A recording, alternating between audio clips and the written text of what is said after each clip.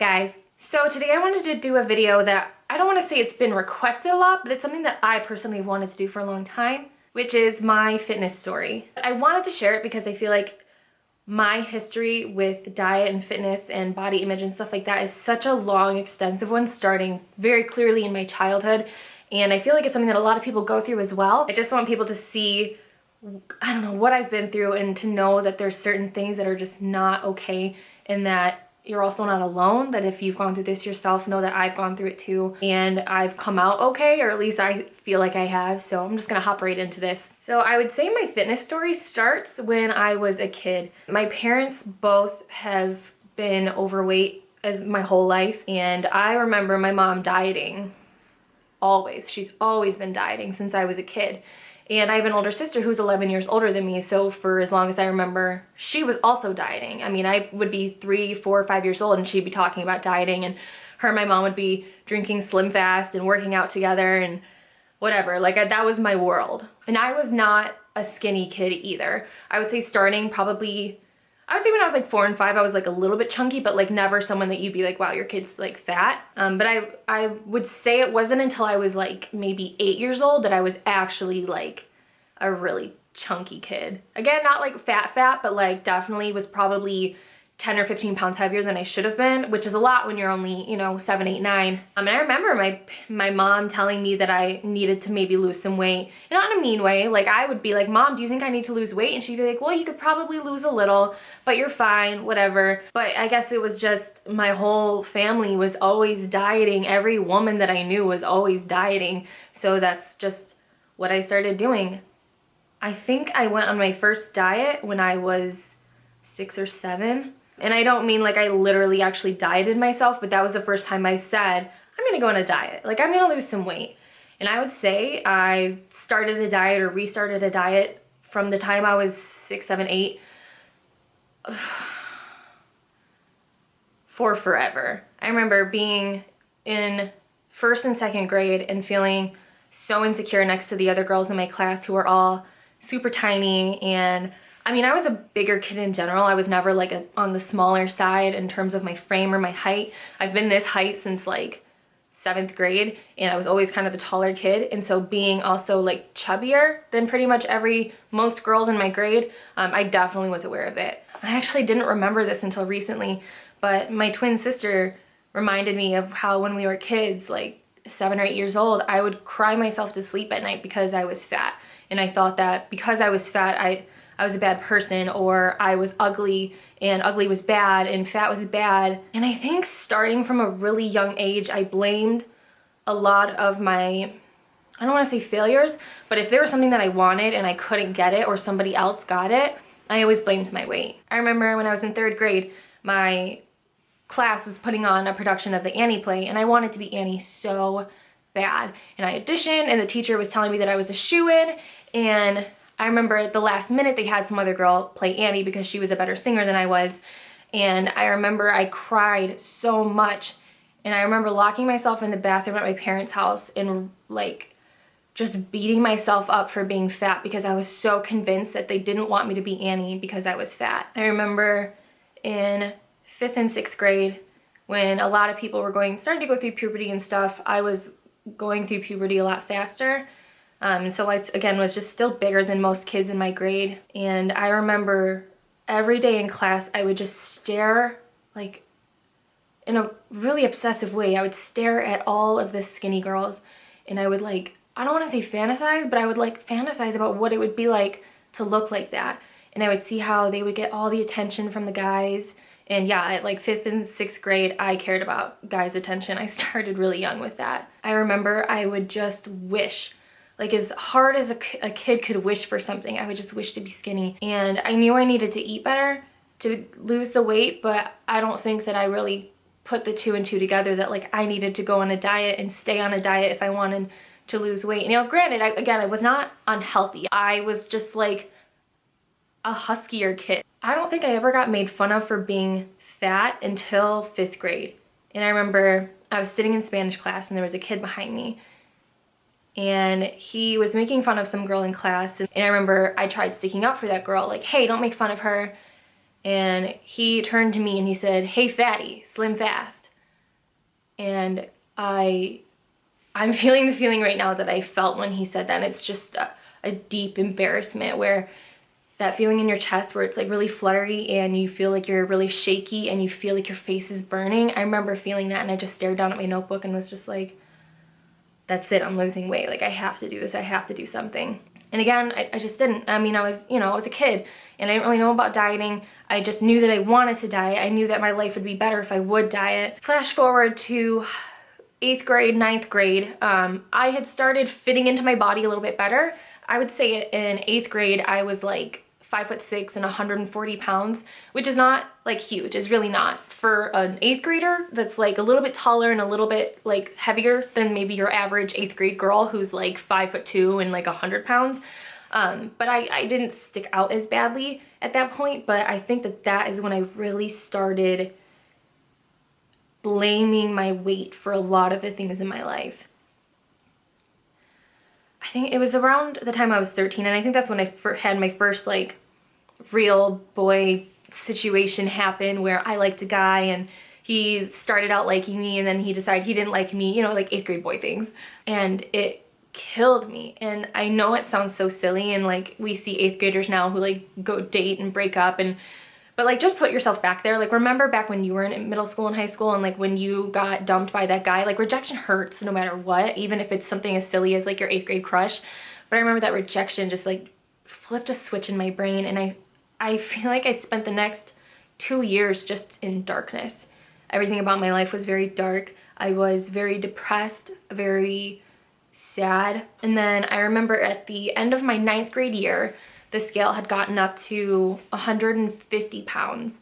Now, I'd been like 135, 140 from like 7th grade on, and then at the end of my 9th grade year, I was 150 pounds.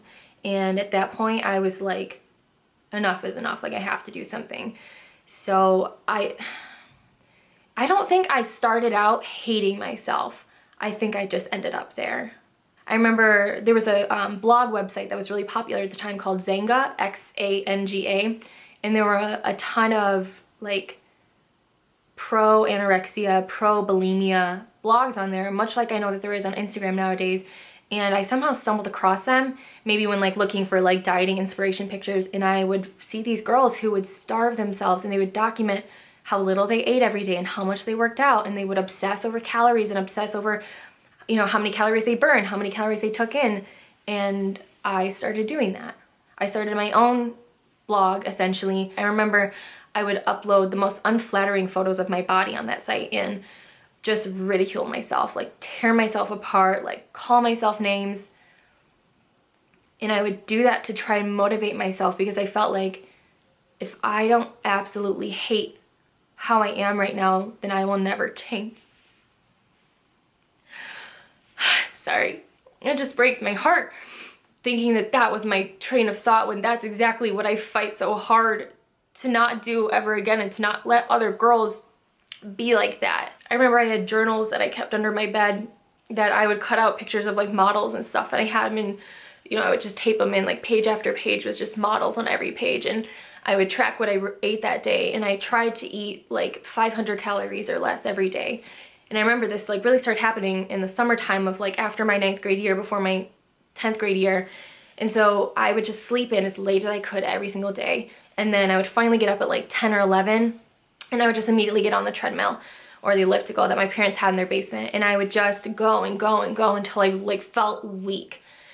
And then I would allow myself to eat. I was only at that time eating like vegetables or lean cuisine meals that were 250 calories or less. I did everything I could to stay under 500 calories every day. And if I went over, I would write in my journal about how awful and disgusting and pathetic I was, and how I'll never be the girl I want to be, and I'll never have the attention of the guys that I want because I'll never be skinny. I didn't get it. I didn't get that it was wrong. I thought that that's just what it was going to take to make myself change. So for that whole summer, that's what I did. And I remember when I started my 10th grade year, I was 135 pounds. So I lost 15 pounds over the summer. And I think it was my 10th grade year that everything really, really fell apart for me. 10th grade and 11th grade. Remember at that point I was waking up before school when I could to work out. I signed up for an aerobics class at school so that I was working out at school, like for my PE credit. And then after school, I would just starve myself. And I remember at lunch, I would only let myself eat like one thing that was like 300 calories or less. And then I would go home and just starve myself as much as I could. And my mind was just in such a bad, bad place. I remember at this time that there was this crowd of people at school that I wanted to like be a part of. And I remember there was a guy who was in this crowd of people that I really had a crush on, and I'd had a crush on him for a while, and he never paid attention to me. And when I lost 15 pounds, going from 150 to 135 over like 9th and 10th grade summer, he started talking to me a little bit more, and we would talk, and it just fizzled out. And I remember thinking too, like, oh, he doesn't want me because I don't look like the other girls in his group of people. Like, I'm not super skinny, and I don't know. I just figured, all right, well, no guy's gonna want me until I get really, really thin, so I just need to keep working at getting really, really thin. My parents, I think that they were afraid I was gonna turn out like them and turn out overweight, so when they saw me dieting, I think they were kind of like, well, that's good, like, she's trying to get healthy. I don't think they really understood what was happening. And I remember it being so bad to where I was really afraid of food, and I was afraid of gaining weight. And I don't know, I remember I was at home one day on like a Saturday or sometime when my dad was out of the house, and I was just scared. I was scared that I was gonna get myself sick, or I was gonna die, or just be trapped in this eating disorder type situation forever. And I remember calling my dad and just crying, and he was like, what's wrong? Like, are you okay? And I was like, no, like, I'm not okay. Like, I can't eat. I can't bring myself to eat, and I'm afraid I'm gonna make myself sick, and I'm afraid that I'm never gonna get well, and I'm never gonna stop being afraid of food. And I don't blame my dad for this. I just don't think he understood what was going on, but he just kind of brushed it under the rug and was like, well, just eat something. Why is that hard for you? I don't like, just eat. And I was so hurt by that, and felt like, because this is the first time I'd ever told somebody, like, this is what I do to myself. Like, my parents were seeing me diet, but they didn't know the extent of it. And I remember being so stung by that that I just shut down internally. I remember at this time, this was also when I started finding these 7-day diets, and it's like you eat like just fruit the first day, just vegetables the second day, fruit and vegetables the third day. Like, you know, day 5 is like bananas and milk. It's a weird 7-day diet, but if you do it, it like, I don't know, cleanses you, and you lose like 6 or 7 pounds. Some people lose 10 pounds. So I would just do this diet repeatedly. Like, I would do it, and it would only last like 4 or 5 days. I'd take a week off, then I'd go back on the diet. And it eventually just got to a point where I just wasn't eating, because I didn't want to eat the stuff on the diet. Like, I didn't feel like eating fruit, I didn't feel like eating vegetables, so I just wouldn't eat. And I remember one of my first jobs was at McDonald's, of all places, and I was working there at the cash register on my first day, and in the last 24 hours, I think the only thing I'd eaten was a can of green beans. And I was ringing somebody up at the register, and I passed out. And they brought me into the back room to try to like make me feel better, and they said, what have you eaten recently? And I said, oh, well, not much. And I remember they brought back French fries for me because they wanted just to get me something to eat, and I wouldn't eat them. I was too afraid to eat the French fries. And I remember my dad came and got me, and he's like, what is going on with you? Like, I don't understand. He just thought it was like me being stupid, and I don't know. I just remember that day was really eye-opening for me, and I was like, I could actually kill myself doing this, and I could actually hurt myself and not be able to do normal things like work at a restaurant because I'm doing this to myself. And you know, I think that was a time when my relationship with God was starting to get a little bit stronger, and I started realizing, like, this is not okay for me to treat myself like this. I'm worth more than this. My body is not the only thing that gives me value. And I think it was at that point that was kind of a turning point for me. I think too that I kind of left one obsession though and got into another, because I at that point decided, all right, well, if I'm not gonna be super attractive and super beautiful and skinny, then I have to be funny. Like, I have to have some outlying quality that makes me a fun person to be around, that makes people want to be my friend and want to date me. So I remember I specifically worked hard on being funny. Like, not even like finding jokes, like just like making people laugh, like being a class clown, like. And I find myself still doing that today. You guys know I always post funny stuff on my Instagram, and I'm always kind of like joking around and whatever. I feel like I developed this part of my personality to make up for the fact that part of me thinks that I'm not beautiful enough or thin enough to be a wonderful person without being also really funny. Like, that's what carries me, and that's what people are gonna know about me. It's like, oh, she's decent looking, she's, you know, whatever, but she's so funny. And that's kind of what I became. I don't think I was really like a big jokester or anything like that until I got older, until around 16, 17, and that's just what I turned into. You know, I feel like after that, my fitness story has a lot more content And it just goes around and around, but I would say the darkest part of my days were mostly when I was 15, 16, because after 16, I did gain some weight back. I ended up getting up to like 180, and that was when I was in my first year of college, just because I wasn't scared of food anymore. I wasn't working out. I was just living life, being funny and eating what I want.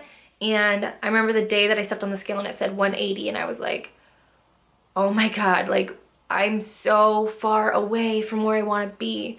At that time, my goal was just to hit 150. I thought I'll be happy at 150. I'll be happier at 140, but like 150 would be fine. And so I just went straight into a low carb diet. I did plenty of cardio, and in like 2 months time, I lost like 20 pounds, 25 pounds, and I was like 155. And that was, I think that was like a year after I met Matt. I know I met Matt, like I was 180 when I met my husband. And so that's the girl that he met and the girl that he fell in love with. But I think like shortly after meeting him is when I started losing the weight. And he never said anything about it, but like I just wanted to lose weight. And so that was when I was 19. Yes, 18 I started losing the weight. So we're at 19, I'm like 155, and Matt and I got engaged when I turned 20, or I was 20. And then from then until our wedding when I was 21, I lost another 30 pounds-ish. I ended up being like 120, 125 on my wedding day. And all this was done like healthy. Like I counted calories, but I stayed between like 1,400 and 1,600.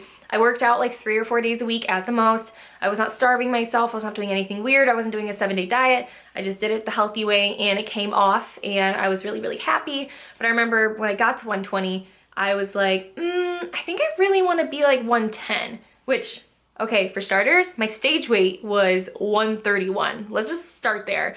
And yes, that's with a lot more muscle, but like at 120, I was like very stringy. If I got down to 110, I'm sure I would have been at like 10% body fat. Like it was not gonna happen, but I didn't know that. I didn't understand that at the time.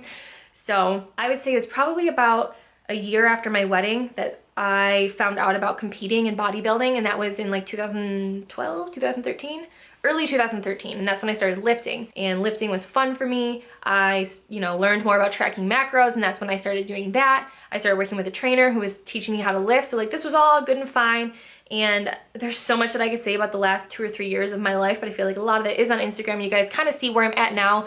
It's been varying shades of where I'm at now, to like lower times to higher times over the last few years. I will say though, there was a time, I competed for the first time this past June, so like 7 months ago, but I was actually supposed to compete the November before that. So November 2014, I was supposed to compete. And so June of 2014, I hired a coach, and I started prepping for this show. And like a month and a half out, I pulled out. I was like, I can't do it. Like mentally, I was getting so frustrated with counting macros. I was getting more and more tempted to binge. And so I was just like, you know what, I need to just pull out and I'll be happy again. Except I wasn't happy. I was really, really miserable. And if any of you guys were following me from like, since like 2014, I would say from like December through the beginning of February of this past year, I was really, really depressed. And I was seeing a therapist, and I remember I was so afraid to see her because I was afraid she was gonna make me gain weight. You guys, I was so depressed at the time. I remember telling Matt, if I gain, I think I was at like 132, 133 at that time, which is very close to the stage weight I ended up walking on stage at, 7 months later. I remember telling Matt at the time, if I gain any more than 1 or 2 pounds from where I'm at right now, I will kill myself. And that sounds so dramatic, but I meant it. And if you've ever suffered with any kind of anxiety or depression, you know that you may say some very extreme things, but in that moment, you mean it. You really want to be dead. And there was a very, very, very deep depression, the deepest depression I've ever been in my life. And I saw a therapist for several months, and I don't even really have words to describe what it was that I was going through, or how much I hated myself, and I hated my body, and I refused to be happy with who I was and what my body looked like. And you guys, this was just like a year ago. Like, this wasn't forever ago. I would just cry all the time for no reason. And it was good to see the therapist though. She helped me realize why I was so afraid of gaining weight and what I thought was going to happen if I did gain weight, which essentially was that I thought that people wouldn't love me anymore, and I thought that my husband would leave me, and I thought that I would stop being special or important. And it makes me sad because I know I still suffer with that sometimes. I know sometimes I feel like I'm not as special or I'm not as important because I'm not lean, because I'm not, you know, I don't have the perfect body. But by and large, I really have overcome that, and I really am proud of who I am today. And I wish if I could just talk to me of a year ago, I would just be like, dude,